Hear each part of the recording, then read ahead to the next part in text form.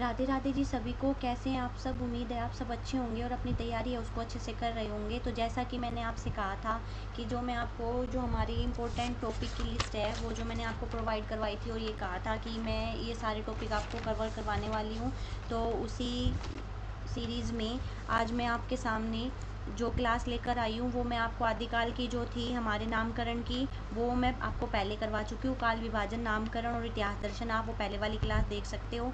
उसके अलावा हिंदी भाषा का उद्भव और विकास, भाषा और बोली अनुच्छेद, जहाँ से क्वेश्चन पूछे जाते हैं, और हिंदी की जो प्रमुख बोलियां हैं और हिंदी भाषा का जो पुरानी परंपरा रही है, हिंदी भाषा का जो इतिहास रहा है, तो जहाँ से क्वेश्चन पूछे जाते हैं। आज हम एक ही क्लास में ये पूरी जो यूनिट है इसको कवर करने वाले हैं। तो ये जो क्लास है आपके लिए बहुत ही बेनिफिशियल होने वाली है। आप इस क्लास को अंत तक देखना।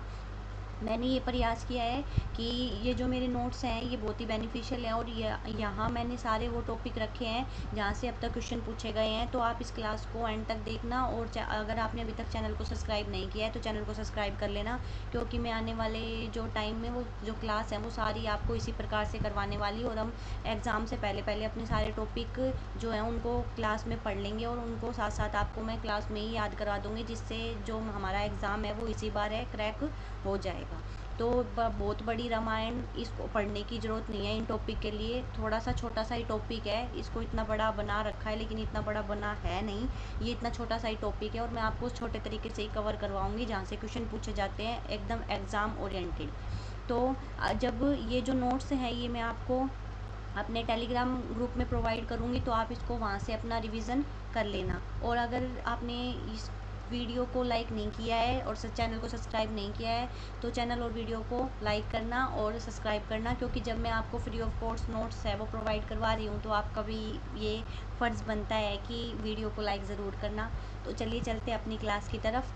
तो सबसे पहले हमारा जो टॉपिक है वो है भाषा और बोली, यानी कि हिंदी भाषा का उद्भव और विकास। तो हिंदी भाषा का उद्भव और विकास, सबसे पहले भाई हम चलते हैं भारतीय आर्य भाषा। ठीक है, भारतीय आर्य भाषा, इसके कितने जो पार्ट थे वो 3: प्राचीन आर्य भाषा, मध्यकालीन आर्य भाषा और आधुनिक आर्य भाषा। तो प्राचीन आर्य भाषा का जो समय था वो था 1500 ईसा पूर्व से 500 ईसा पूर्व तक। ठीक है, मध्यकालीन आर्य भाषा का समय था 500 ईसा पूर्व से 1000 तक, और आधुनिक भारतीय आर्य भाषा 1000 से अब तक। ये इनका समय है, आपको याद रखना है। प्राचीन भारतीय आर्य भाषा, यहाँ जो थी भाषा कौन सी थी भाई? प्राचीन समय में संस्कृत थी, और संस्कृत 2 भागों में विभाजित थी, एक वैदिक संस्कृत और दूसरी थी भाई लौकिक संस्कृत। वैदिक में हमारे उपनिषद, वैदिक संस्कृत में हमारे उपनिषद थे, और लौकिक संस्कृति थी वो लौकिक संस्कृत थी वो भाई जन सामान्य की भाषा थी। यहाँ से सीधे सीधे प्रश्न पूछे जाते हैं। मध्यकालीन आर्य भाषा, ये हमारा क्या क्रम था? इसमें पहले पाली आई, फिर प्राकृत आई, और फिर एंड में अपभ्रंश आई। कई बार ये क्रम भी पूछ लेता है कि इनको जो आर्य भाषा का क्रम है वो लगाइए। तो सबसे पहले है वही संस्कृत, ठीक है, फिर उसके बाद पाली, उसके बाद प्राकृत, और फिर उसके बाद है वही अपभ्रंश। संस्कृत, पाली, प्राकृत और अपभ्रंश, ठीक है जी। उसके बाद आधुनिक आर्य भाषा, वो है वही हिंदी, ठीक है। अब पाली, प्राकृत और अपभ्रंश, आपको ये जो सीरीज़ है ये संस्कृत यहाँ पे ऊपर ये अपने को क्रम याद रखना है। तो संस्कृत, पाली, प्राकृत और अपभ्रंश।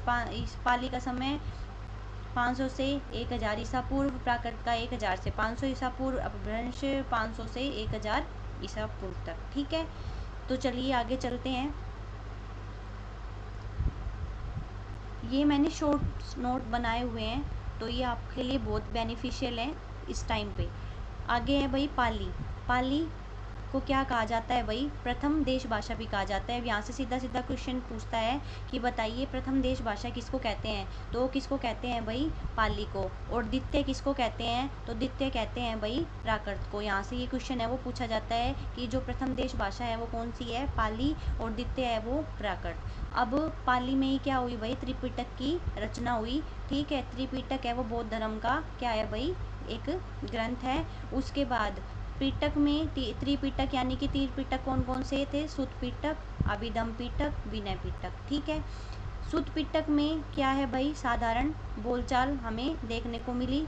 उसके बाद अभिधम पिटक में क्या था, धर्म की रक्षा के लिए बात की गई। और विनय पिटक में क्या था, विनय के उपदेश थे। अब विनय को ऐसे याद कर लो, विनय पिटक है तो विनय के उपदेश थे। अभी दम में पीछे धर्म आ रहा है तो इसमें धर्म की रक्षा के लिए थे। और बचा सुत पिटक, तो सुत पिटक में साधारण बोलचाल थी, वो हमें देखने को मिलती थी। आई होप आपको चीज़ याद हो गई होगी।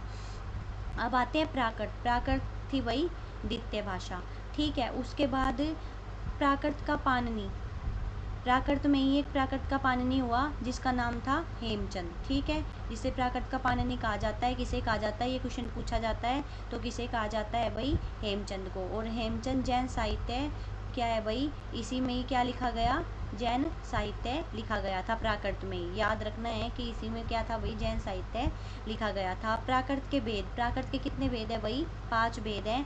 कौन कौन से, शोरसेनी, अर्धमागधी, मागधी, पैशाची और महाराष्ट्री, ठीक है जी। आपको ये याद रखने हैं, शोरसेनी, अर्धमागधी, मागधी, पैशाची और महाराष्ट्री, ये है भाई प्राकृत के 5 भेद, ठीक है। आगे चलते हैं। अपभ्रंश,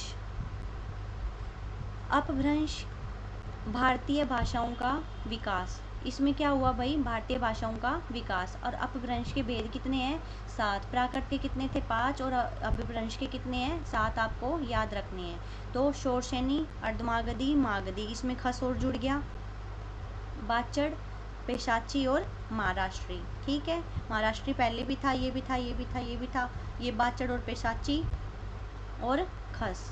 आगे चलते हैं। अब शोरसेनी, शोरसेनी भाषा मतलब शोरसेनी के अंतर्गत कौन कौन सी भाषाएं हैं वो आती हैं। तो कौन कौन सी आती है भाई, तो पश्चिमी हिंदी, राजस्थानी, गुजराती, ठीक है। और फिर अब इनका देखो, पश्चिमी हिंदी और राजस्थानी, और ये है भाई गुजराती। अब राजस्थानी का जो क्षेत्र, राजस्थानी के अंतर्गत कौन कौन सी बोलियां आती है ये पूछा जाता है। तो ये ऐसे देखो, इसमें आती है मालवी, मेवाती, मारवाड़ी, जयपुर और ढूंढानी। तो इसकी ये ट्रिक याद कर लो कि जयपुर में मामा, तो जयपुर में मामा यानी कि जैसे जयपुर, जयपुर से जयपुरी, ठीक है। में से मेवाती, ठीक है। माँ से मालवी और दूसरी मारवाड़ी, ठीक है। और ये लास्ट में ढूंढानी, याद रख लो, ठीक है। उसके बाद आगे चलते हैं। और शोरसेनी के अंतर्गत क्या क्या आता है भाई, खड़ी बोली भी आती है, हरियाणवी भी आती है, ठीक है। आगे चलते हैं। अच्छा एक बात और, ये पश्चिमी हिंदी है ना, इसमें हमारी आती है एक तो बांगरू, ठीक है। पूछा जाता है कि पश्चिमी हिंदी के अंतर्गत कौन कौन सी आती है, तो एक तो आती है बांगरू, एक आती है ब्रज भाषा। कौन कौन सी भाषाएं आती है, तो बांगरू, ब्रज भाषा और खड़ी बोली, खड़ी बोली और कन्नौजी, ठीक है। तो इसको, इसकी ट्रिक क्या है, बाबू ब्रज खड़े कन्नौज, ठीक है।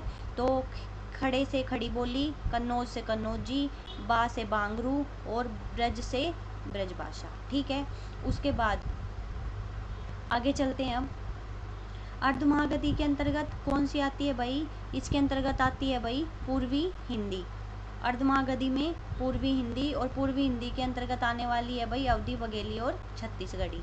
मागधी के अंतर्गत, अब मागधी के अंतर्गत कौन कौन सी आती है, बिहारी, बंगला, उड़िया और असमिया, ठीक है। और बिहारी में किस किस को शामिल किया जाता है, मगही, मैथिली और भोजपुरी को।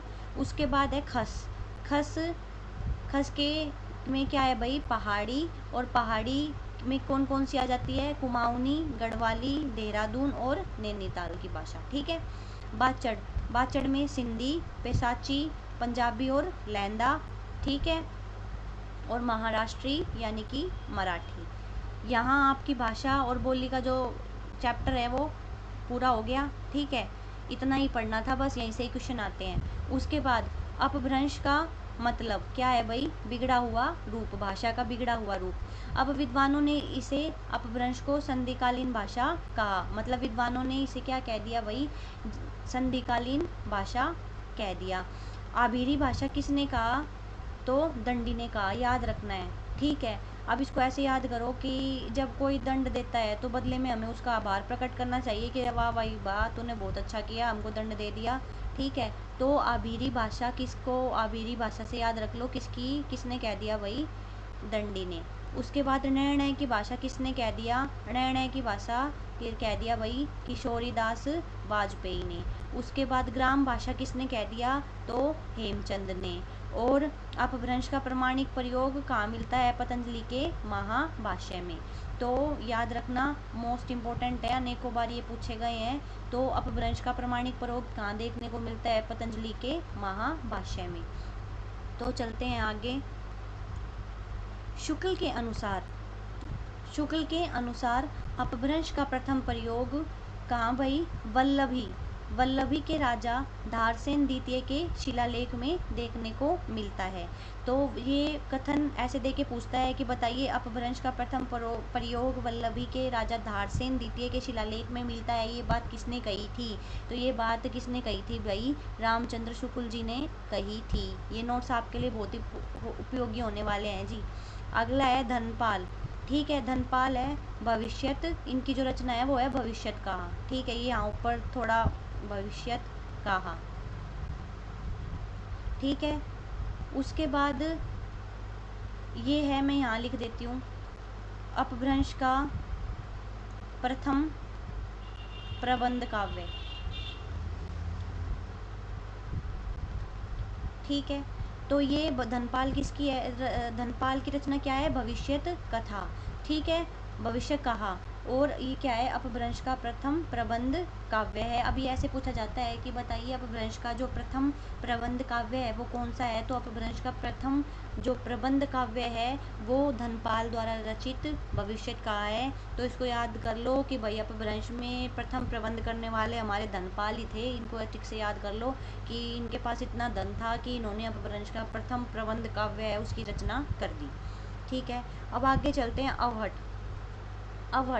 अवहट में ये क्या था, अपभ्रंश का परिष्कृत रूप, यानी कि यूँ समझ लो कि अपभ्रंश अब जब बिगड़ गई ना तो उसकी जो लोगों की बोलचाल की भाषा उसमें परिवर्तन हो गया, तो उसका जो परिवर्तन रूप था वो यही था। अब है पुरानी हिंदी। अब इसको पुरानी हिंदी किसने कह दिया, पुरानी हिंदी नाम दे दिया चंद्रधर शर्मा गुलेरी ने, जो कि पूछा जाता है। ठीक है, उसके बाद अपने को हिंदी बेल्ट के 10 राज्य याद करने हैं, यहाँ से पूछा जाता है 10 राज्य और केंद्र। ठीक है, तो यानी कि जहाँ हिंदी का प्रयोग, हिंदी बेल्ट के जो राज्य हैं वो याद रखने हैं अपने को।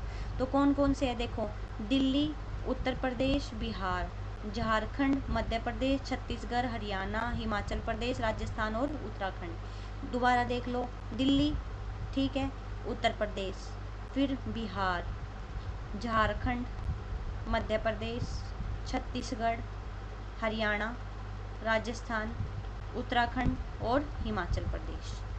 आगे चलते हैं, देवनागरी लिपि का विकास व मानकीकरण। तो देवनागरी लिपि का विकास और मानकीकरण को पढ़ते हैं कि देवनागरी लिपि का जो विकास है वो किस प्रकार हुआ। तो ये लिपि थी, इसके दो भाग, एक ब्राह्मणी और एक खरोष्ट। ठीक है, ब्राह्मणी दक्षिण शैली, ठीक है, इसकी जो शैली है वो दक्षिण शैली, इसमें तेलुगु, तमिल और कन्नड़ को शामिल किया जाता है। ठीक है, दक्षिण शैली। और खरोष्ट की, ठीक है, अशोक के शिलालेख में देखने को मिलती है। ठीक है, आगे चलते हैं, उत्तरी शैली। अब ये यहाँ से क्रम पूछा जाता है। तो सबसे पहले आई ब्राह्मणी लिपि, फिर दूसरी आई उत्तरी शैली, तीसरी गुप्त लिपि, चौथी कुटिल, और फिर उसके बाद कुटिल से आई नागरी यानी कि देवनागरी। तो सबसे पहले ये क्रम ऐसे पूछा जाता है, सबसे पहले भाई ब्राह्मणी, फिर उसके बाद उसकी उत्तरी शैली, फिर गुप्त लिपि, फिर कुटिल लिपि, और फिर उसके बाद देवनागरी। ये क्रम आपसे पूछा जाता है, क्रम में लगाने के लिए आ जाता है क्वेश्चन कई बार। तो गुप्त लिपि, कुटिल लिपि और कुटिल से फिर आ गई नागरी यानी कि देवनागरी। अब इसके कितने रूप थे, ये थी 4। ठीक है, अर्धनागरी, पूर्व नागरी, नंदी नागरी और सामान्य नागरी। ठीक है, ये भाई कहाँ से आई हैं, ये आई हैं देवनागरी से, ठीक है।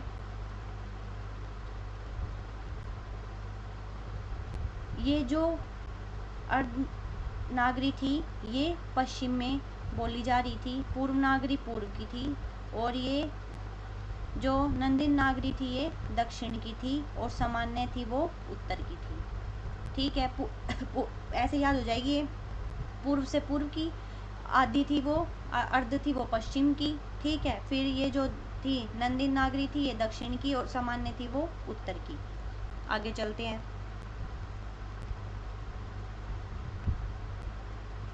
अब आ जाते हैं देवनागरी लिपि पे, जहाँ से प्रश्न पूछे जाते हैं। जिस मैंने अभी पेपर सोल्व करवाए थे आपको 2018 से लेके और 2023 तक के मैंने सारे पेपर सोल्व करवा दिए, तो जिसने भी वो क्लास नहीं देखी है वो देखना, उसमें वहाँ से क्वेश्चन पूछे गए थे देवनागरी से, तो इसीलिए मैं आपको ये टॉपिक कवर करवा रही हूँ, हर वो टॉपिक कवर करवा रही हूँ जहाँ से क्वेश्चन पूछे गए हैं। तो देवनागरी ये क्या है भाई, सिद्ध मात्रिक लिपि, और बुलर ने इसे क्या कह दिया, इसका अन्य नाम सिद्ध मात्रिक लिपि भी कहा जाता है इसे, और बुलर ने इसे क्या कह दिया, न्यून कोणीय लिपि भी कह दिया। प्रथम दर्शन कहाँ देखने को मिला हमें, तो इनका प्रथम दर्शन हमें देखने को मिलता है गुजरात के राजा जयवट के शिलालेख में। तो याद रखना है, जो देवनागरी है उसका प्रथम दर्शन हमें कहाँ देखने को मिलता है, तो जयवट के शिलालेख में।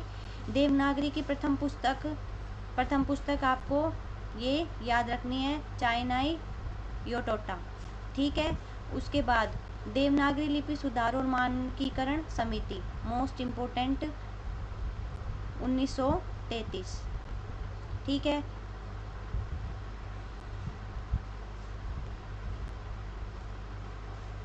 आगे केंद्रीय हिंदी किसके द्वारा बनी, केंद्रीय हिंदी निर्देशालय द्वारा, यानी कि 1933 में नागरी लिपि सुधार समिति बनाई गई, ठीक है। वो 1933 में किसके द्वारा, केंद्रीय हिंदी निर्देशालय। अब है देवनागरी लिपि के सुधार का प्रथम प्रयास किसने किया, तो देवनागरी लिपि के सुधार का प्रथम प्रयास पूछा गया क्वेश्चन है, तो किसने किया था भाई, बाल गंगाधर तिलक ने, और किसके माध्यम से, तो केसरी के माध्यम से, ठीक है। देवनागरी लिपि की वैज्ञानिकता से जो प्रश्न पूछे जाते हैं, चलते हैं। तो क्या है भाई, इनके वर्णों में क्या है भाई, वैज्ञानिकता, इनके वर्णों में वैज्ञानिकता है, कम खर्चीली है, समृद्धता है, ठीक है। निर्णय और न एक ही है, देखने को मिलता है। उच्चारण व लेखन में एक रूपता देखने को मिलती है, नियतता देखने को मिलती है, और निश्चितता देखने को मिलती है। ये इसकी विशेषताएं हैं वैज्ञानिकता के संबंध में। हिंदी के मानकीकरण की आवश्यकता, ठीक है।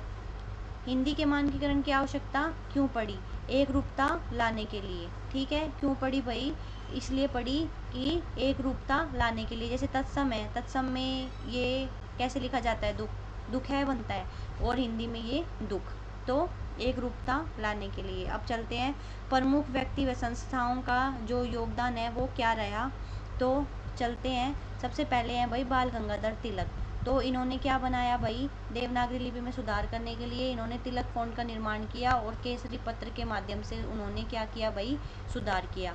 दूसरे आते हैं श्याम सुंदर दास, इन्होंने क्या किया, पंचमाक्षर के स्थान पर अनुस्वार का प्रयोग किया, ठीक है, ये वाली जो बिंदी होती है, ठीक है।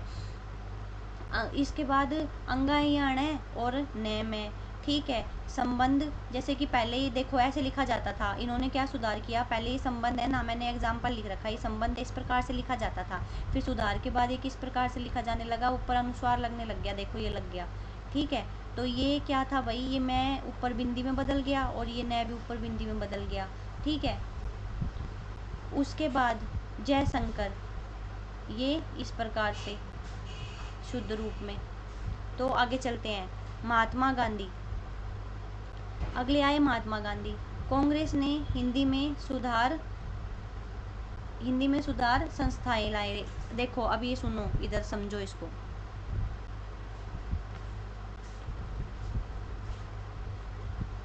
इन्होंने, महात्मा गांधी ने क्या किया, ये कांग्रेस में शामिल थे और इन्होंने हिंदी में सुधार किया, और इन्होंने कई संस्थाएं बनाई।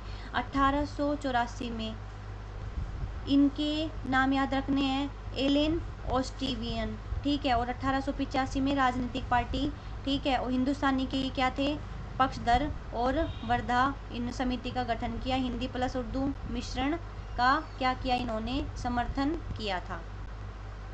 तो यहाँ से ये याद रखना है कि महात्मा गांधी है वो किसके पक्षधर थे, हिंदुस्तानी के पक्षधर थे। और इसी के लिए उन्होंने क्या, वर्धा समिति का गठन किया था। हिंदी प्लस उर्दू के मिश्रण के समर्थक थे। तो पूछा जाता है कि हिंदी प्लस उर्दू के समर्थक कौन थे, तो वो थे भाई महात्मा गांधी।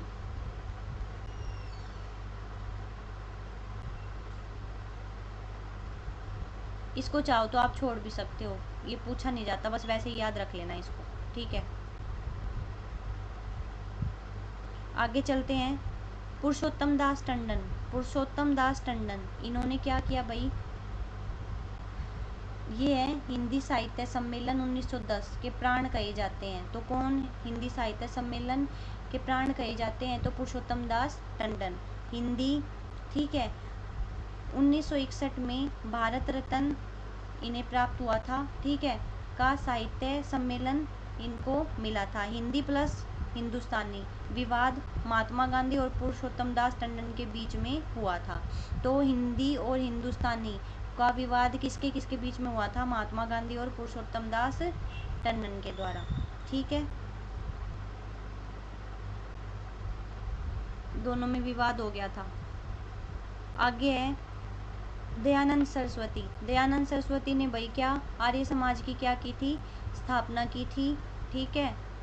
उसके बाद ये याद रखना है कि इन्होंने क्या भाई, हिंदी को आर्य भाषा घोषित किया। तो किसने आर्य भाषा घोषित किया, दयानंद सरस्वती जी ने।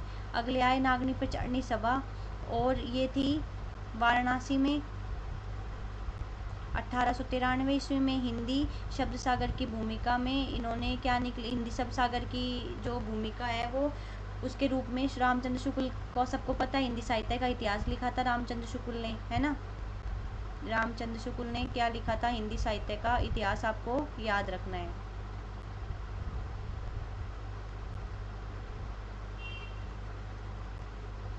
ठीक है, आगे चलते हैं। इसको रोटेट करना पड़ेगा, 1 मिनट रुक जाओ।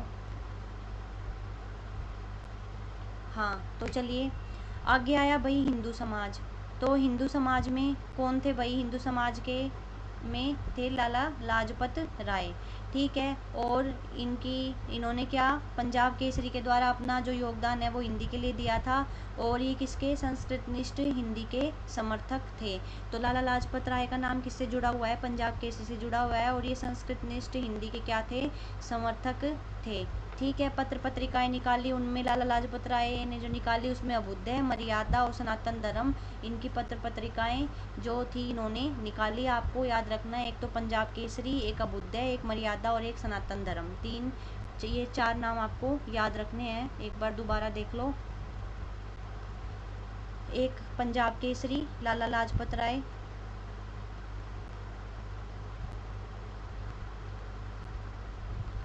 पहला पंजाब केसरी, अभ्युदय, मर्यादा और सनातन धर्म, ठीक है। ये 4 याद रखने। और ये संस्कृतनिष्ठ हिंदी के क्या थे, समर्थक थे। राष्ट्रभाषा प्रचार समिति वर्धा 1938, संस्थापक कौन थे भाई, महात्मा गांधी। तो राष्ट्रभाषा प्रचार समिति वर्धा, इसके संपादक कौन, संस्थापक कौन थे भाई, ऐसे पूछा जाता है। तो कौन थे भाई, तो कौन थे, महात्मा गांधी, ठीक है। इनकी यहाँ पे 2 पत्रिकाएं थी यहाँ से निकलने वाली, राष्ट्रभाषा और राष्ट्र भारती, दोनों का नाम याद रखना है। आगे चलते हैं। ब्रह्म समाज की स्थापना किसने की थी, तो राजा राम मोहन राय ने 1828 में। प्रार्थना समाज की स्थापना किसने की थी, तो गोविंद रानाडे ने 1867 में।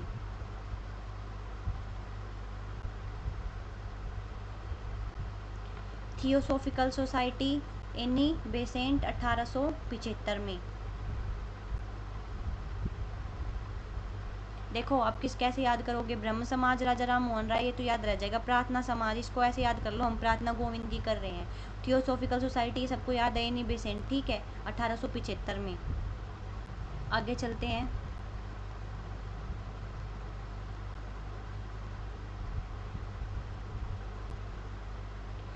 अब आ जाते हैं भाई राजभाषा और राष्ट्रभाषा दोनों में क्या था भाई अंतर।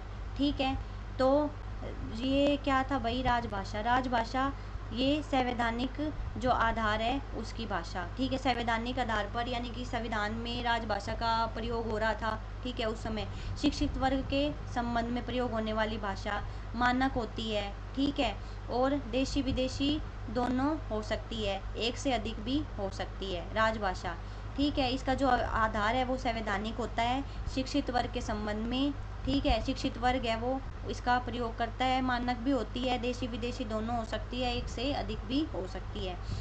अब राष्ट्रभाषा। राष्ट्रभाषा बहुसंख्यक वर्ग द्वारा बोली जाती है। ठीक है, शिक्षित और अशिक्षित दोनों इसका प्रयोग कर सकते हैं, करते हैं। ठीक है, इसमें क्या होता है भाई, विभिन्न जो बोली हैं और भाषाओं का प्रभाव देखने को मिलता है।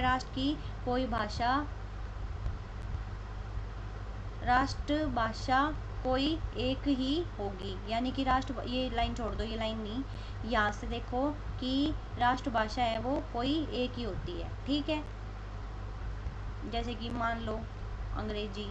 ठीक है, आगे चलते हैं। अच्छा, यहाँ एक प्रश्न, हिंदी भारत की राजभाषा है कि राष्ट्रभाषा है? कमेंट करके बताना मुझे। राजभाषा, हिंदी राजभाषा है, याद रखना। 14 सितंबर 1949 को हिंदी को राजभाषा के रूप में मान्यता मिली थी। इम्पोर्टेंट क्वेश्चन है। तो हिंदी भारत की क्या है भाई, राजभाषा है, ना कि राष्ट्रभाषा।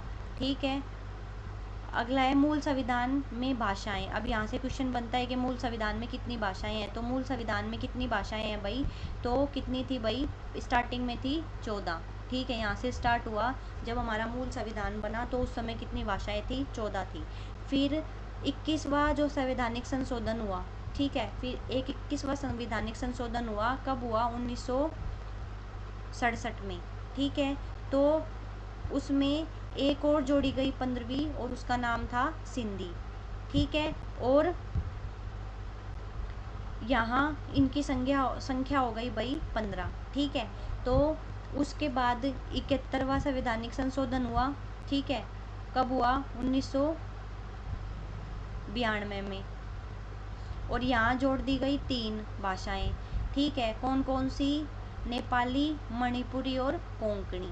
तो ये अपने को ये याद रखना है, इसको नमक करके याद रख लो कि 71वें में नमक जोड़ दिया गया, न से नेपाली, मैं से मणिपुरी और कैसे कोंकणी।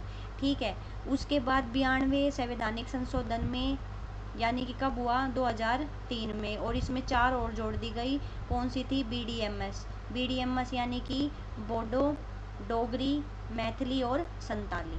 ठीक है, अब देखो सबसे पहले मूल संविधान में कितनी भाषाएं थी, 14 भाषाएं थी। अपने को चीज़ों को याद करना है।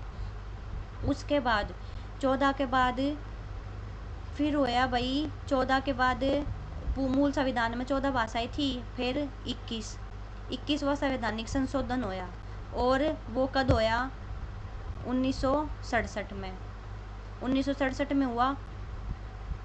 अब 1967 के बाद उसमें एक और जोड़ दी गई। ठीक है, वह कौन सी थी, सिंधी। ठीक है, उसके बाद 71वां संवैधानिक संशोधन। ठीक है, इसमें ये होया 1992 में। इसमें 3 जोड़ दी गई, कौन कौन सी, नमक, NMK, नेपाली, मणिपुरी और कोंकणी। फिर 92वें संवैधानिक संशोधन में कब हुआ, 2003 में, और फिर यहाँ जोड़ दी गई 4 BDMS। तो 21वें संवैधानिक संशोधन में सिंधी जोड़ी गई। 71वें में कौन कौन सी, नेपाली, मणिपुरी और कोंकणी जोड़ी गई। और 92वें संवैधानिक संशोधन में कौन कौन सी, बोडो, डोगरी, संताली और मैथिली जोड़ी गई। तो आपको ये याद रखना है। सन क्या तरह याद करोगे,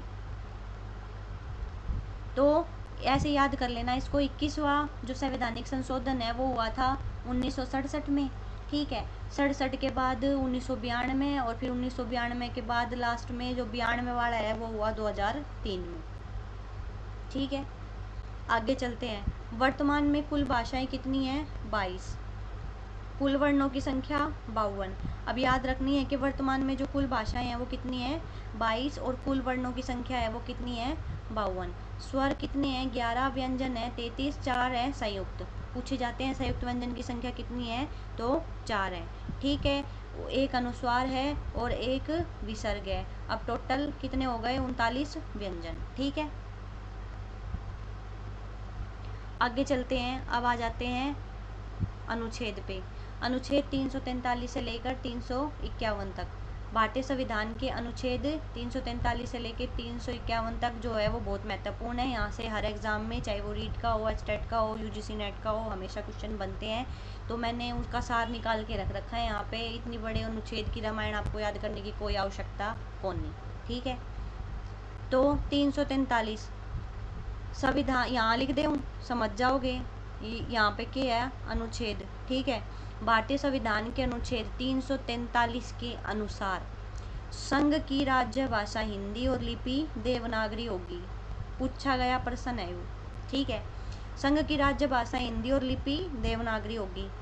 दूसरे उपबंध में क्या कहा गया है कि अंकों का प्रयोग भारतीय अंकों का अंतर्राष्ट्रीय रूप होगा। तो भारतीय संविधान के अनुच्छेद 343 के 1 के अनुसार, यहाँ पे भी 343 1 के अनुसार संघ की राज्य भाषा हिंदी और लिपि देवनागरी होगी। और दूसरा उपबंध क्या कहता है, तो दूसरा उपबंध ये कहता है कि अंकों का प्रयोग भारतीय अंकों का अंतर्राष्ट्रीय रूप होगा। उसके बाद अनुच्छेद 343 में 344 भारतीय संविधान के अनुच्छेद 344 के अनुसार राजभाषा आयोग का गठन किया गया। अब भाषा बन गई। ठीक है, देवनागरी लिपि का प्रयोग होता रहेगा, ये बात हो गई। अंकों का रूप भी बता दिया। अब हो गया भाई 44 में राजभाषा आयोग का गठन। ठीक है, याद रखना है कौन किसने किया, राजभाषा आयोग का गठन, और इसमें जो भी है राष्ट्रपति की स्वीकृति से होगा। उसके बाद अनुच्छेद 345 क्या कहता है, राज्य में प्रादेशिक हिंदी का प्रयोग नहीं, क्या प्रयोग कर मतलब प्रयोग नहीं होगा, फिर अंग्रेजी का ही प्रयोग होगा। तो वो कहते हैं यहाँ पे राज्य की प्रादेशिक भाषा का बात करते हैं और हिंदी का प्रयोग नहीं। वो क्या कहते हैं कि फिर भी अगर हिंदी का प्रयोग होगा तो फिर भी क्या है भाई, अंग्रेजी का प्रयोग होता रहेगा। यहाँ पे उन्होंने किसकी बात कर दी कि हिंदी का प्रयोग हो रहा है, लेकिन केवल हिंदी का प्रयोग कर मतलब वो ही नहीं होगा, उसकी जगह क्या है भाई, अंग्रेजी का प्रयोग भी होता रहेगा। मतलब हिंदी और अंग्रेजी है वो साथ साथ चलेगी।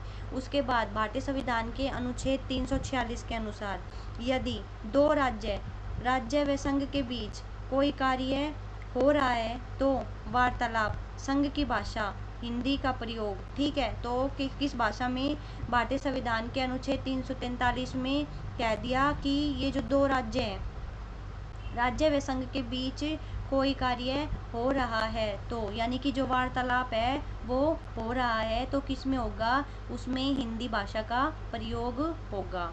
ठीक है, राज्य और संघ के बीच में कोई भी कार्य हो रहा है तो उसमें हिंदी भाषा का प्रयोग होगा। ठीक है, संघ की भाषा का प्रयोग होगा। तो भारतीय संविधान के अनुच्छेद 343 के अनुसार अगर वार्तालाप हो रहा है तो वार्तालाप किस भाषा में होगा भाई, हिंदी का प्रयोग होगा, और संघ की भाषा है उसका ही प्रयोग होगा।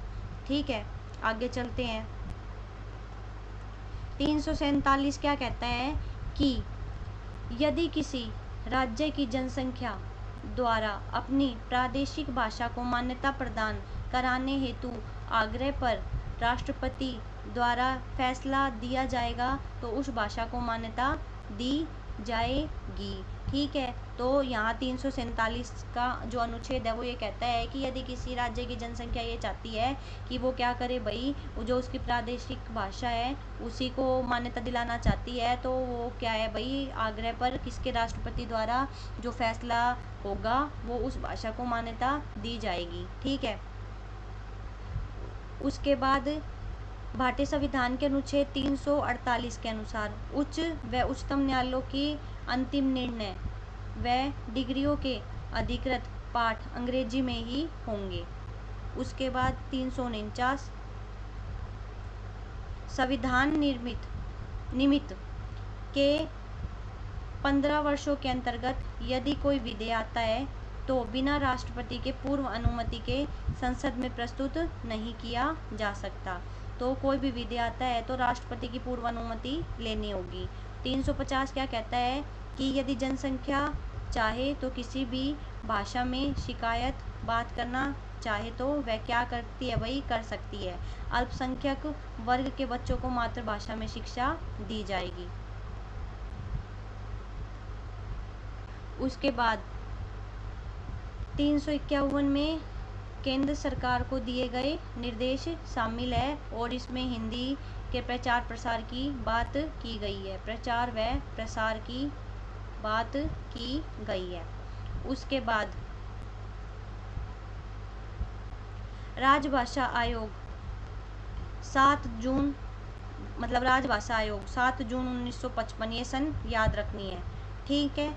उसके बाद प्रथम अध्यक्ष, देखो राजभाषा आयोग कब बना, 7 जून 1955 तत्कालीन, ठीक है, ये छोड़ दो, ये मैंने ऐसे ही लिख दिया था।